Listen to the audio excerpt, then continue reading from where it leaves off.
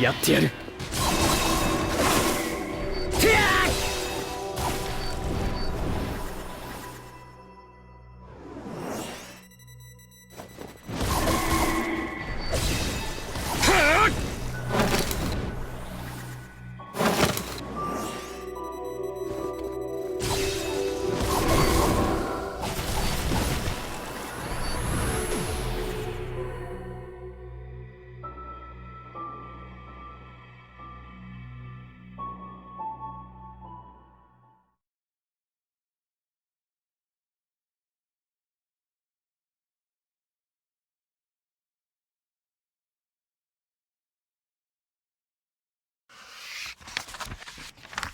A bell tolls.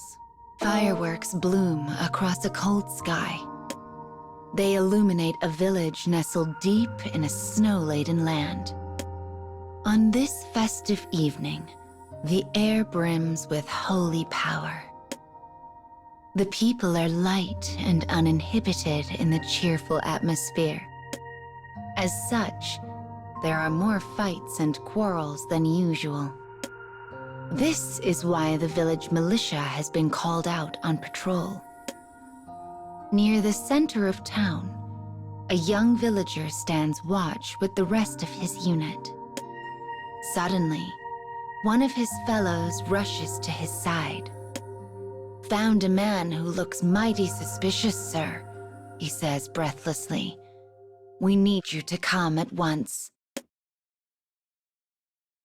When the young villager arrives, he finds militia members surrounding a giant man clad in tattered clothing.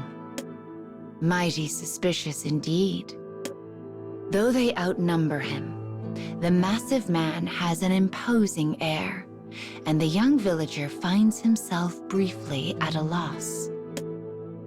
Clearly, this is no ordinary person. Mayhap he's a wandering criminal, or a villainous bounty hunter in pursuit of his prey. Regardless, the young man readies himself for battle and takes a step toward the stranger.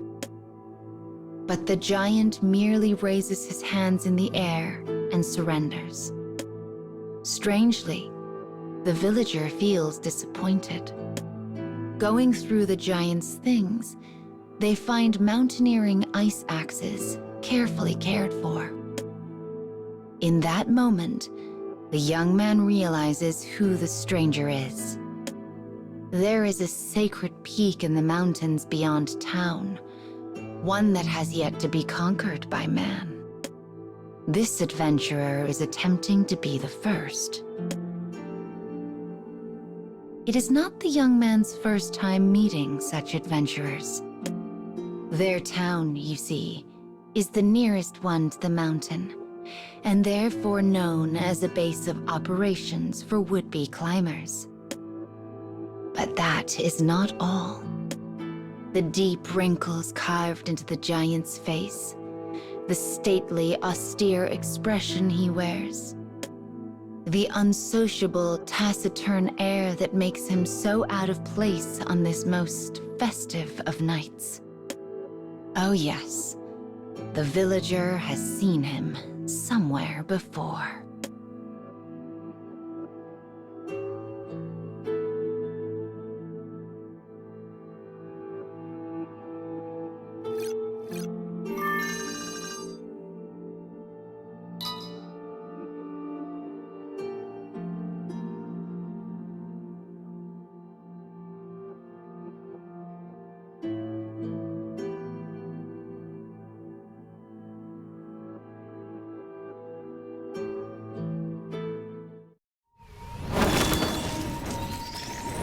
遠慮はいらないよね。うわー！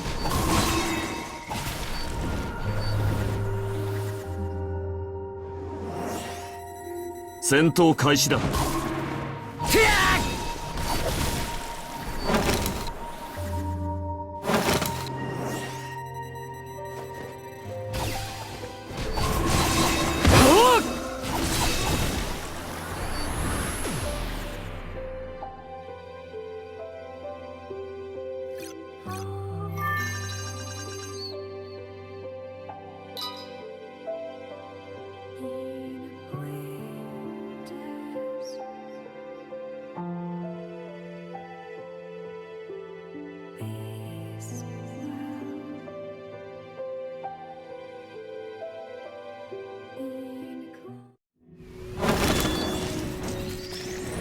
やってやる。そこは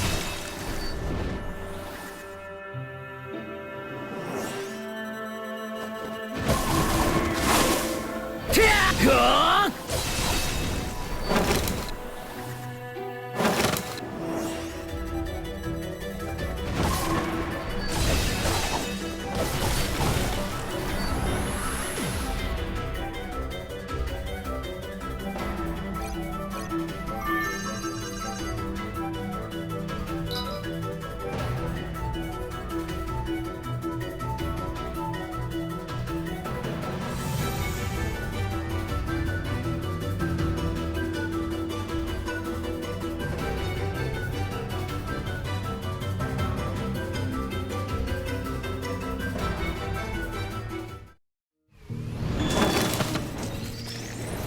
やってやる。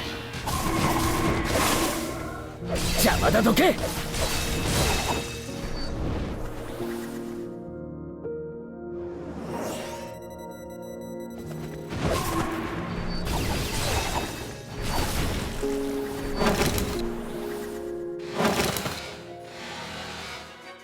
戦闘開始だ。思い知れ。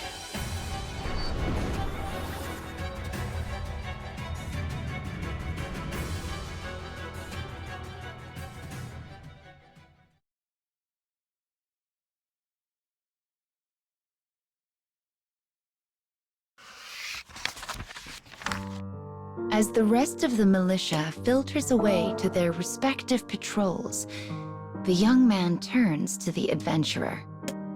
Apologies, but everyone's rather excitable tonight.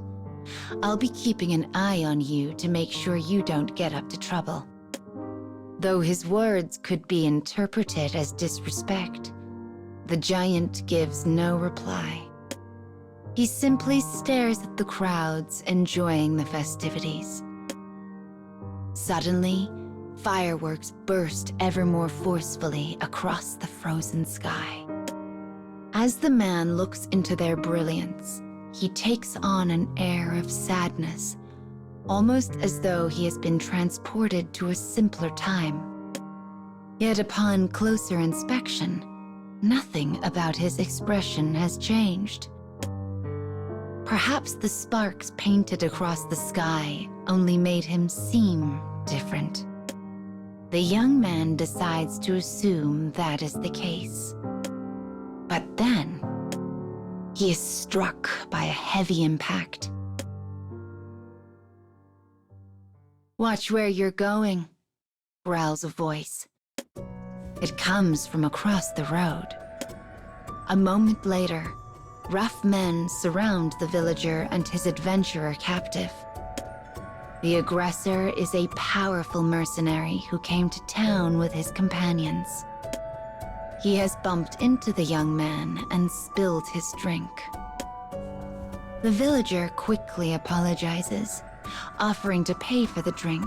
He begins fumbling around his pockets for what meager change he has. But the mercenary's mood has taken a spectacular turn for the worse. Inebriated beyond all reason, he draws a blade and points it at the young man's throat. His companions attempt to calm him down, but the mercenary will have none of it. He slices the blade through the air, again, again, each time getting closer to the quaking young man. On the last swing, the sound of metal on metal rings out. The villager has drawn his blade to block the attack. Yet the young man's militia experience is no match for the mercenary's battle-worn swordsmanship. The swords press against each other, closer. Beads of sweat emerge on the villager's forehead. Closer. His arm shudders against the weight. Closer. As the blood-seasoned blade inches toward his throat, the young man closes his eyes and prepares to accept his end. But it does not come. Instead, something from behind seizes control of him. And as he is tossed aside, the adventurer steps forth.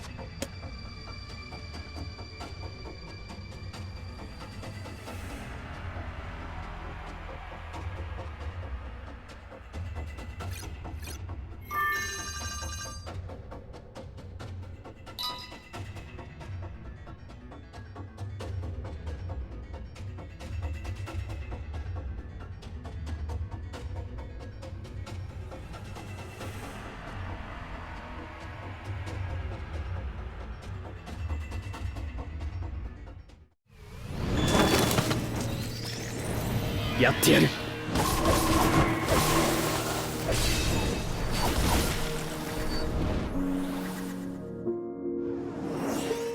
戦闘開始だ。邪魔だ、どけ。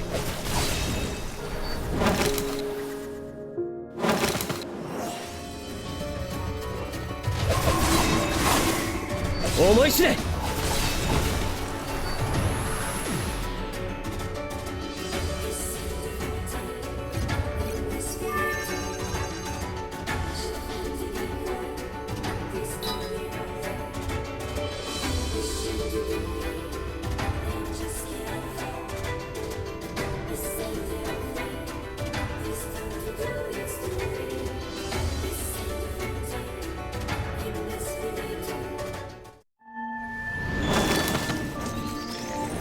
やってやる。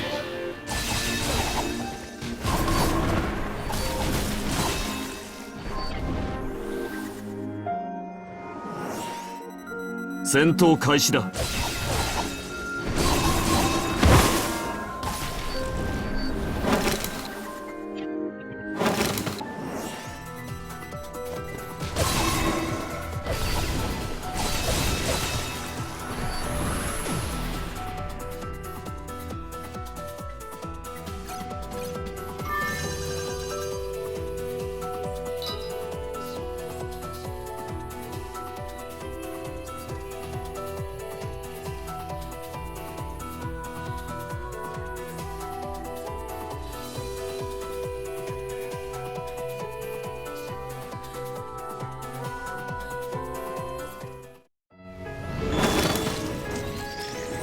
やってやる。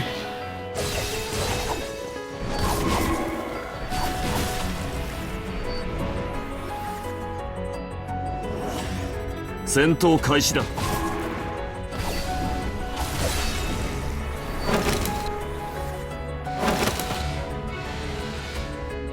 僕は容赦しないよ。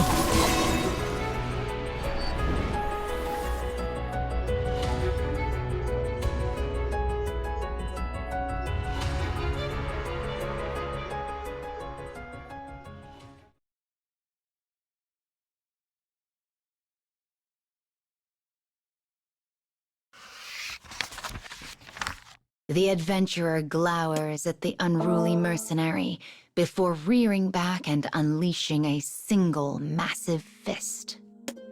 The mercenary crumples lifelessly to the ground. As the villager stares on in wonder, the adventurer places a gentle hand on his shoulder. All tension flees at the touch.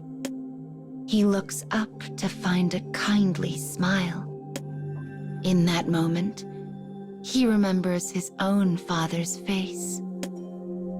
Adventurers beyond counting have attempted to conquer the sacred peak and never returned. The young man's father was among their number.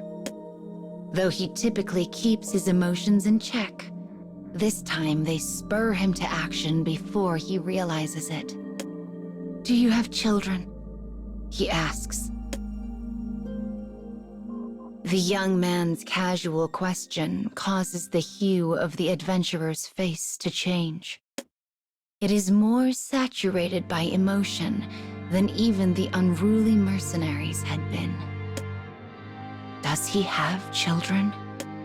If so, that leads to another question. Why did he leave them behind? Why did he abandon them for a mountain? The adventurer stares at the young man. He clearly thinks the question is one of accusation. Finally, he speaks. None of your business. His voice is ice itself. In the stillness, another firework bursts into life above. Under its light, the adventurer's face returns to normal. His eyes are warm, the intensity of his previous emotions forgotten. Yet there is another strange glint in his eye, one that does not betray fierce feelings. The color of his eyes reminds the young man so much of his father. And then a thought. Those enthralled by the sacred peak found pain in the temptations of an irresistible nirvana. Yet they surrendered to it in the end, indulging in its delight. Explosions in the sky. Under their light, the adventurer melts into the shadow of a nearby structure. He does not look at the fireworks, nor does he look at the younger man. Rather, he looks beyond to the sacred peak of legend.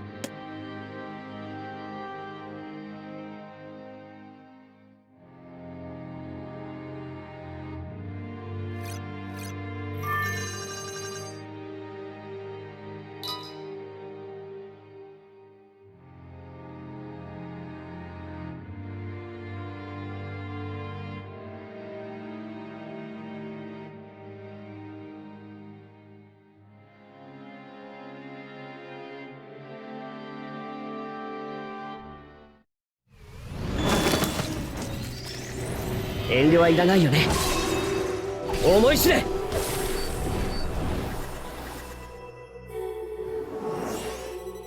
戦闘開始だ。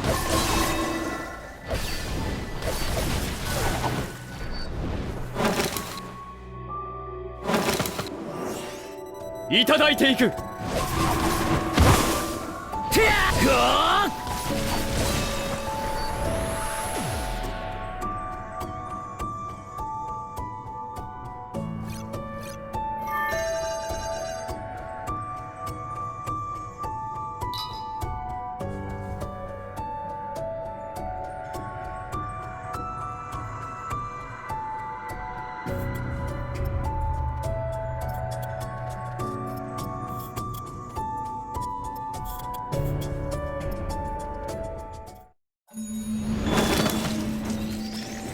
遠慮はいらないよね。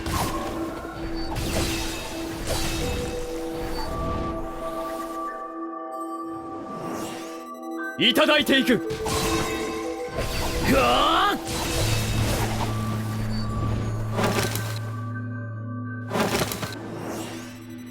戦闘開始だ。思い知れ。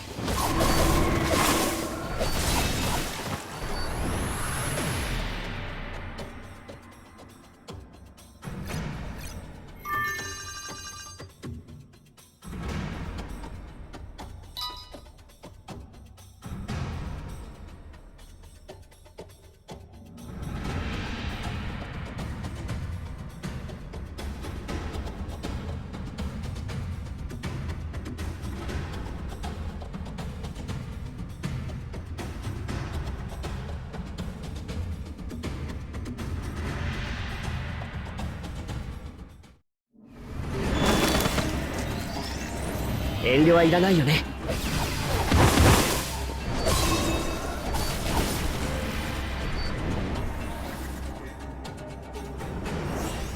戦闘開始だ。邪魔だって。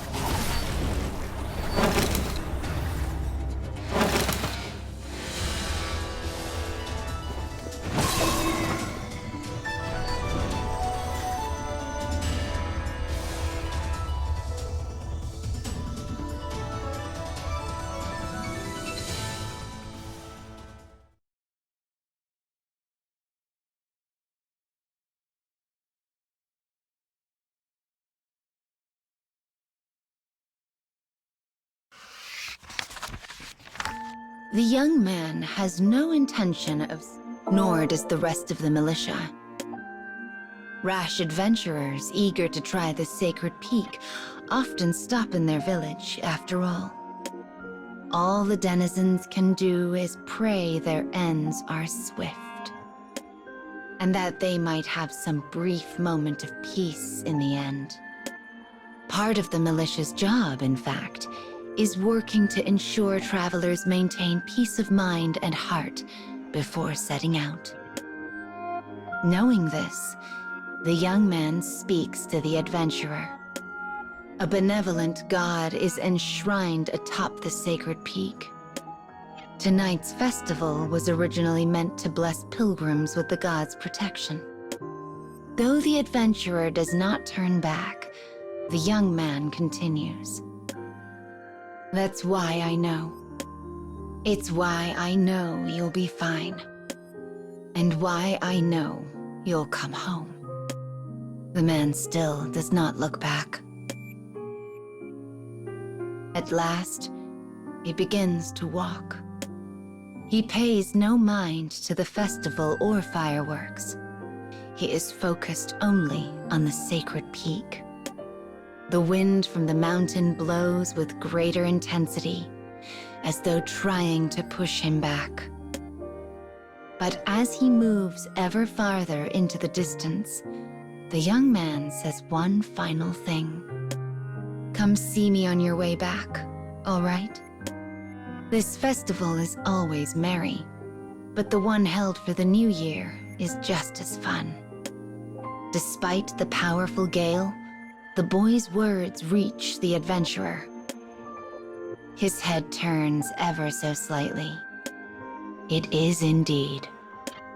Though the young man cannot hear the adventurer speak, he is convinced those are his words. A blizzard settles in over the mountain.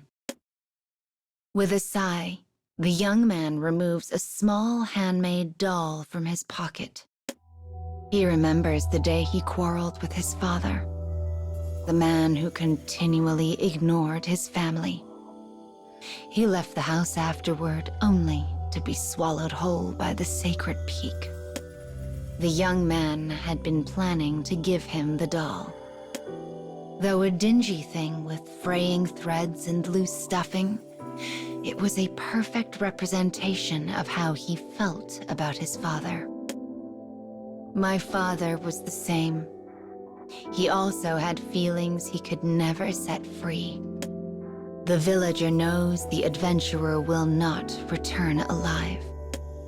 And yet, perhaps there is the slightest smidgen of a chance. Perhaps he will find a way to strive through the hardships and return home to his family.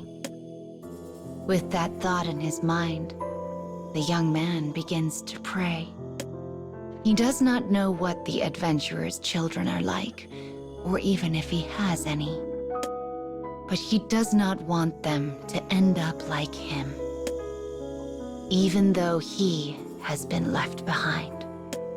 The young villager continues to pray to this very day, for in his heart, he is still a child who yearns to see his father once more.